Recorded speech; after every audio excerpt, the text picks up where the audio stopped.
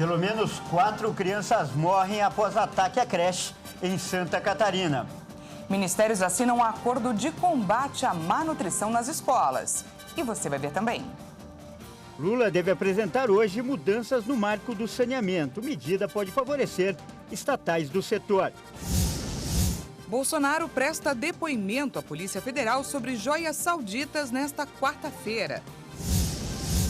Emmanuel Macron chega à China e afirma que o país pode ter um grande papel na busca pela paz na Ucrânia. E ainda, ex-premier da Nova Zelândia se despede do parlamento em um discurso emocionado. Essas e outras notícias você confere a partir de agora. Olá, boa tarde, seja muito bem-vindo. Nós estamos ao vivo. Agora são 13 horas e 3 minutos pelo horário de Brasília. Muito boa tarde, Dani. Boa tarde, Kleber, e boa tarde, é claro, a você que nos assiste. Vamos juntos conferir o que é notícia no Brasil e no mundo nesta quarta-feira. E olha só, infelizmente a gente começa essa edição com uma triste notícia. Um criminoso invadiu uma creche em Blumenau, no Vale do Itajaí. Ele estava armado com uma machadinha e, de acordo com a Polícia Militar, pelo menos 4 crianças foram mortas. Depois do ataque, o assassino se entregou à polícia. E a repórter Michele Veiga traz agora para a gente mais detalhes direto de Santa Catarina. Seja bem-vinda, Michele. Boa tarde a todos. E não é um dia para a gente, aqui no estado catarinense, pelo menos, estar com algum tipo de felicidade, Werneck, Dani. Hoje, realmente, o estado está muito apreensivo e muito triste com esse acontecimento, onde esse homem acabou invadindo uma escola, que ela é particular, no bairro Velha, e acabou cometendo essa barbárie. Foram 4 crianças que acabaram sendo assassinadas, os pais já deram depoimento, a polícia também já está na investigação. Ele acabou se entregando à polícia depois de cometer esse crime. Ele pulou o muro da escola e, de acordo com relatos das professoras que já estão dando esse depoimento agora, depois de toda a ação da polícia no local do crime, elas informaram que ele invadiu a escola, elas observaram essa invasão e acabaram escondendo as crianças que conseguiam em algumas salas de aula, banheiros também da escola, e ele acabou atingindo 4 crianças que estavam na área de parque da escola, no parquinho. Elas estavam ali naquela movimentação de todos os dias e acabaram sendo atingidas e vieram a óbito. São 4 crianças, 3 meninos e uma menina. A menina tem idade de 7 anos e os meninos entre 4 e 5 anos. Mas 4 crianças estão internadas e passando por procedimentos no Hospital Regional de Blumenau, onde elas, nesse momento, estão estáveis. Chegaram com alguma gravidade devido aos ferimentos, todos eles por arma branca, machadinhas, que é um machado pequenininho, que em algumas regiões aí não se conhece por esse nome, então são aqueles machados pequenininhos de talhamento de madeira. E foram com esses objetos, ele entrou com 2, que ele acabou atingindo essas crianças. Ele se entregou à polícia, ao batalhão da polícia de Blumenau, logo após o crime, e a Polícia Civil, nesse momento, escuta esse homem, com todo o seu staff, com o delegado estadual, o delegado Ulisses Gabriel, que falou com a gente agora há pouco também.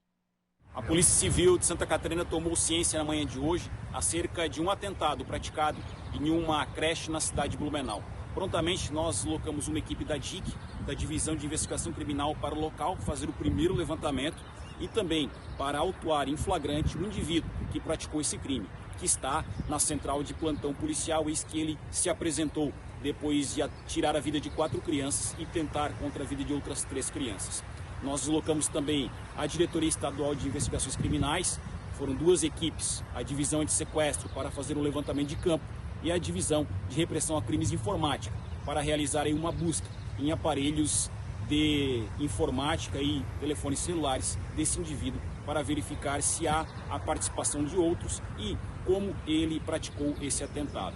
Uma equipe da CORE também está se deslocando para o local, tal qual a Delegacia Geral, através da minha pessoa e também dos diretores de inteligência e da Diretoria Estadual de Investigação Criminal.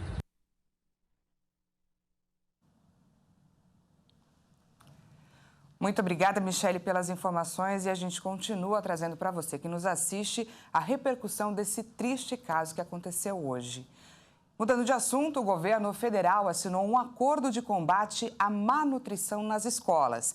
Mais de 5,5 milhões de reais devem ser destinados neste ano para a alimentação escolar de 40 milhões de estudantes. Comida de verdade, de pequenos produtores rurais para as escolas do país. É o que prevê um acordo assinado por 4 ministérios e pelo Fundo Nacional de Desenvolvimento da Educação. Ao mesmo tempo que promove a agricultura familiar, que fornecem produtos para as escolas, os alunos passam a ter uma alimentação mais saudável. Como é que eu quero uma educação de qualidade se a criança e um jovem não se alimentam adequadamente? Então, é fundamental essa questão de garantir a alimentação. O acordo prevê que 30% do valor repassado pelo Programa Nacional de Alimentação Escolar deve ser investido na compra direta de produtos da agricultura familiar. Os itens ofertados devem ser variados e respeitar a cultura, as tradições e os hábitos alimentares de cada região. Para o agricultor familiar, é vantajoso porque já vai produzir sabendo que sua colheita vai ser comercializada. Apenas 12% das compras são feitas da agricultura familiar. Então, há um mascaramento dessa compra que a gente tem que substituir pela compra efetiva da agricultura familiar. Os prefeitos ajudarem os agricultores a ter nota, caso eles não tenham uma nota, de ter uma associação, de ter uma cooperativa, para comprar no mínimo 30%. Oscilamos no Brasil entre o retorno da fome, que tanto é o empenho do governo liderado pelo presidente Lula na superação desse grave problema, como também da obesidade e outros problemas relacionados a uma alimentação inadequada em todas as faixas etárias. Ao mesmo tempo, 28% da população brasileira sofre com desnutrição grave. A desnutrição virou um problema das grandes cidades. A região sudeste, 34% de desnutrição. O Nordeste, 24%. E o presidente Lula deve anunciar nesta tarde um decreto que altera o marco legal do saneamento. Mais de 1.000 municípios podem ser beneficiados. O presidente Lula deve apresentar aos governadores um decreto que altera o marco legal do saneamento. As mudanças na legislação aprovada em 2020 podem beneficiar cerca de 1.100 municípios com investimentos federais em obras de saneamento, assim como aumentar a terceirização das atividades. O Ministério das Cidades estima que 120 bilhões de reais devem ser empregados no setor até 2033. A data foi concebida pela legislação para que seja atingida a universalização do acesso à água potável e ao tratamento de esgoto. Grande parte desses investimentos vem da derrubada do limite de 25% para a terceirização da atividade por meio de parcerias público-privadas. Com isso, a estimativa é que as companhias estatais vão poder aumentar suas operações por meio da contratação de serviços privados e atingir metas impostas pelo marco legal. A Associação Brasileira das Empresas Estaduais de Saneamento explicou que a ideia do decreto governamental é regularizar a situação das empresas que atuam nos municípios e que hoje estão fora do marco legal por estarem com contratos irregulares. O ex-presidente Jair Bolsonaro deve depor hoje, daqui a pouco, a Polícia Federal sobre os 3 conjuntos de joias que ganhou do governo da Arábia Saudita. Outras 9 pessoas também serão ouvidas. O inquérito da Polícia Federal investiga se Bolsonaro cometeu o crime de peculato ao tentar ficar com as joias, em especial um conjunto avaliado em 16 milhões de reais que foi retido pela Receita Federal em outubro de 2021. O peculato acontece quando um funcionário público se apropria de dinheiro ou bens em razão de seu cargo. A pena varia de 2 a 12 anos de prisão, além do pagamento de multa. Bolsonaro foi intimado a dar esclarecimentos à Polícia Federal na semana passada. Ele voltou ao Brasil no dia 30 de março, depois de passar 3 meses nos Estados Unidos. Além dele, outras 9 pessoas devem ser ouvidas simultaneamente, entre elas 2 auxiliares próximos ao ex-presidente. Em dezembro passado, dias antes de Bolsonaro deixar o Planalto, o gabinete pessoal do então presidente pediu à Receita Federal a liberação do conjunto de joias, mas não foi liberado. O conjunto não foi declarado à alfândega na chegada ao Brasil. Além desse pacote, Bolsonaro recebeu outros 2, com joias presenteadas pelo governo saudita. O primeiro foi recebido pela comitiva do ex-presidente em uma viagem ao Catar e à Arábia Saudita em outubro de 2019. E o segundo pela mesma comitiva de Bento Albuquerque em 2021. Ambos foram armazenados como itens do acervo pessoal de Bolsonaro, em vez de integrar o acervo da União. Após a determinação do Tribunal de Contas da União, os pacotes foram entregues pela defesa de Bolsonaro à Caixa Econômica Federal. Olha só, a gente muda de assunto agora para falar que a Justiça de São Paulo mandou apreender o passaporte e a Carteira Nacional de Habilitação, a CNH, do ex-jogador Marcelinho Carioca. O motivo é uma dívida dele com o Hospital Sírio-Libanês de São Paulo, no valor de R$160 mil. A decisão foi do juiz Vitor Gambassi Pereira. E olha só, o magistrado afirmou em seu despacho que constatou nas redes sociais de Marcelinho que ele desfruta de um ótimo padrão de vida e está profissionalmente ativo, exercendo inclusive a função de comentarista de futebol. O juiz também concluiu que o ex-atleta está ocultando seu patrimônio da justiça para não pagar a dívida. Essa dívida foi contraída por Marcelinho Carioca em 2007 e o valor inicial era de R$ 1.400. E casos como esse do Marcelinho Carioca, que o Kleber Werneck acaba de noticiar para a gente, tem causado uma grande polêmica na Justiça. Por isso, inclusive, ontem, o Tribunal Superior do Trabalho decidiu definir regras para a cobrança de dívidas. É importante lembrar que, além da CNH e do passaporte, a pessoa corre o risco de ter o cartão de crédito bloqueado, não é, Kleber? Verdade, Dani. E olha só, essas punições são chamadas medidas atípicas de execução ou cobrança, como é o caso. E a Justiça definiu que elas só podem ser determinadas em último caso. Mas quem vai explicar como elas funcionam na prática e quem corre o risco, principalmente, de ser punido, é o advogado doutor Jonatas Lucena. Boa tarde, doutor. Seja muito bem-vindo. Olá, muito boa tarde. Muito obrigado pelo convite. A gente que agradece, doutor. Então vamos lá para a primeira pergunta. Essa nova decisão do Tribunal Superior do Trabalho acaba com a polêmica em relação às punições aos devedores. O que a Justiça determinou de fato? Explica para a gente, por favor. Veja, na esfera do trabalho é muito comum ela abranger um pouco mais do corriqueiro, do tradicional aí nas execuções. Só que o caso do Marcelinho, ele me parece que está na Justiça Civil, né? Então, o que foi definido na Justiça do Trabalho não se aplica ao caso dele. Ao caso dele foi determinado, sim, a apreensão, né? E acho que o bloqueio, a apreensão da CNH e passaporte. A meu ver, essa decisão fere garantias constitucionais do cidadão, que é a garantia, o direito de ir e vir e o direito à liberdade. Claro que a CNH nem tanto, agora o passaporte, a meu ver, é uma prática ilegal, a apreensão do passaporte. Só que tem um outro lado também, que é o entendimento do credor. O credor, com certeza, tem direito de receber a sua dívida, né? Porém, eu acho que essa medida é extrema e ela extrapola a legislação, tanto que não existe legislação, não existe um artigo de lei que determine a apreensão do passaporte ou da CNH. Então, são medidas atípicas, né? Agora, até que ponto? Qual é a limitação disso? Eu acredito que o Poder Judiciário está extrapolando, infelizmente, essas questões aí relacionadas às dívidas. Legal. E, doutor, a gente acabou de ver aí e chamou muito a atenção o fato do juiz, nesse caso do Marcelinho Carioca, ter olhado as redes sociais e constatado que ele tinha um padrão de vida elevado. Então fica a pergunta, qual o perfil do devedor que corre o risco de sofrer essa punição?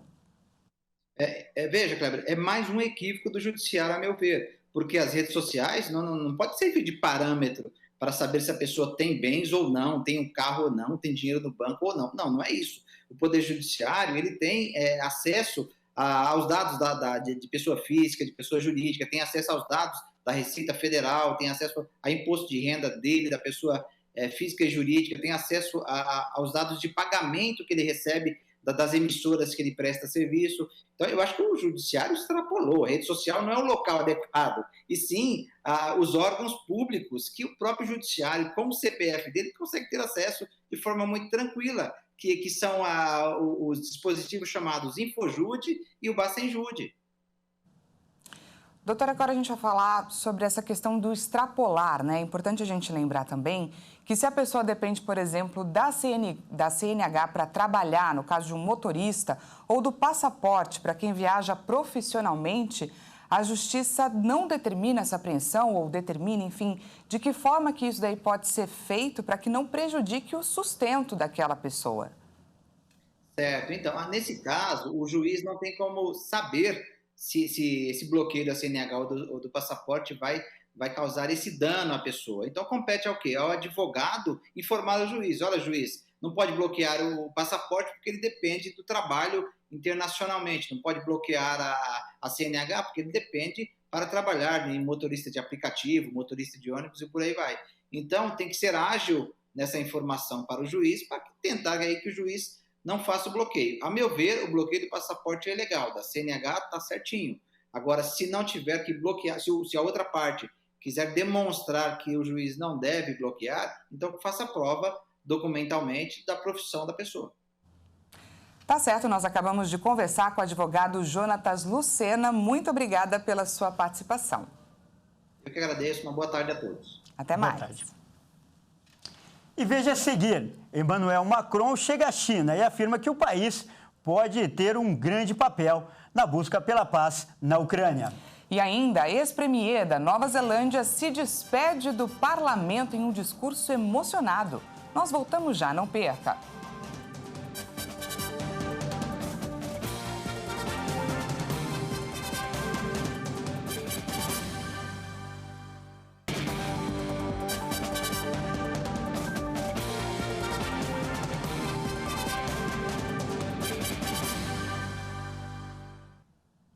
Seja bem-vindo mais uma vez, nós estamos de volta ao vivo, agora 1h21 pelo horário de Brasília. Voltamos com mais notícias para você.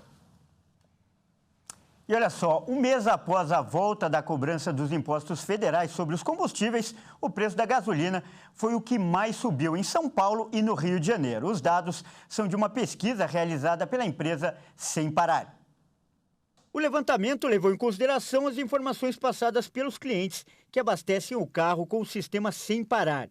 Desde o dia 1º de março, o governo federal retomou a cobrança dos impostos sobre os combustíveis em todo o país. Em São Paulo, o preço médio do litro da gasolina saltou de R$ 4,91 para R$ 5,27. O aumento de 36 centavos equivale a 7,3%.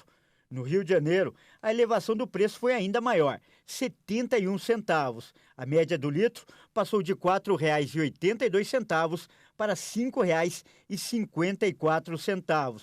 Isso representa aumento de 14,8% nas bombas. Já o etanol, por ser um combustível mais verde, teve incidência menor de tributos. O preço médio do etanol aditivado em São Paulo, por exemplo, foi de R$ 4,10 para R$ 4,19, um aumento de 9 centavos por litro, o que representa 2,2% de elevação.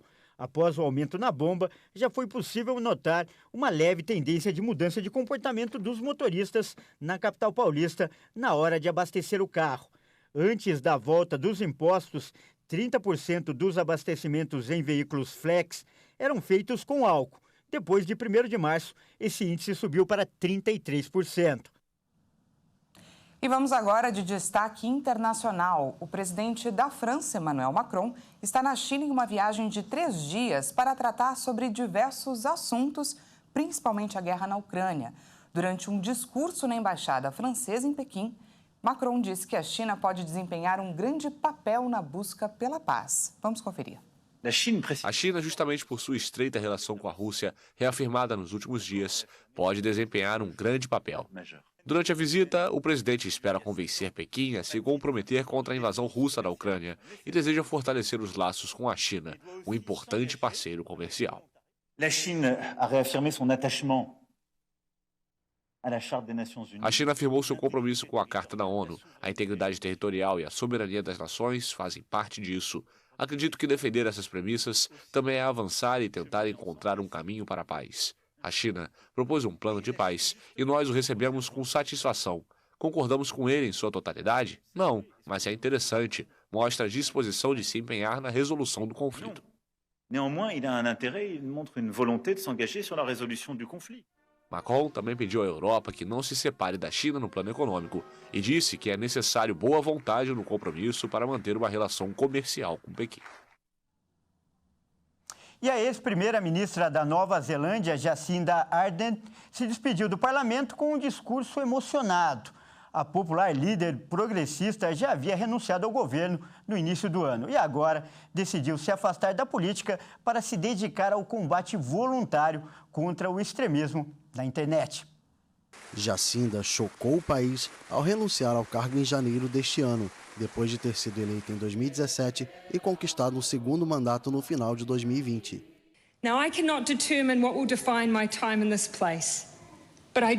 Eu não consigo determinar o que vai definir meu tempo nesse lugar, mas eu espero ter demonstrado coisas diferentes. Espero ter mostrado que você pode ser ansioso, sensível, doce e colocar seu coração para fora. Você pode ser mãe ou não. Você pode ser ex-mormon ou não. Você pode ser uma pessoa que chora e que abraça. Você pode não apenas estar aqui, mas liderar como eu. You can lead just like me. A ex-primeira-ministra também fez um apelo para a questão ambiental, uma de suas principais bandeiras durante o período em que governou. Climate change is a crisis. It is upon us. A mudança climática é uma crise e ela está bem na nossa frente. Uma das poucas coisas que peço ao me despedir dessa casa é que vocês tirem a mudança climática da política. Take the politics out of climate change. Progressista e carismática, Jacinda foi a primeira-ministra mais jovem da história do mundo ao ser eleita em 2017, quando tinha apenas 37 anos. Com apenas 3 meses no poder, descobriu que estava esperando a filha Nive, que nasceu em junho de 2018. Jacinda conquistou grande popularidade pelo controle da pandemia de Covid-19. A Nova Zelândia chegou a ser considerado o país que melhor combateu o surto. A ex-primeira-ministra também geriu o maior massacre da história neozelandesa, quando o australiano Brenton Tarrant fuzilou em 15 de março de 2019 51 muçulmanos em 2 mesquitas na cidade de Christchurch. Após desfrutar de anos de alta popularidade, Jacinda viu sua desaprovação aumentar, principalmente pela alta inflação no país. Alegando esgotamento, a ex-premier anunciou a renúncia em janeiro de 2023 e deu lugar ao aliado Chris Hipkins. E essa edição fica por aqui. Muito obrigada pela sua companhia. Uma ótima tarde.